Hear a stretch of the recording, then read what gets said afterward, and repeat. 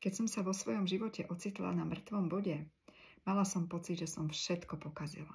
Bála som sa o svojich pocitoch hovoriť, pretože navonok to tak nevyzeralo. A myslela som si, že mi nikto neuverí. A on mi ani nikto neveril, že sa môžem cítiť tak nešťastne. Keď som sa dostala k terapiám a kurzom metodou ich, začala som objavovať veľkú zmenu vo svojom živote, pretože som dokázala všetky tie útrapy, ktoré som v sebe skrývala a tie zlé emócie odbúrať.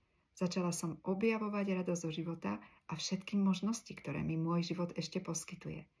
Moja radosť zo zmeny bola tak veľká, že som sa rozhodla stať sa terapeutkou metodou ich a pomáhať ženám presne takým, ako si ty, aby tvoj život mohol byť v ľahkosti, v radosti a v chuti objavovať všetky svoje možnosti.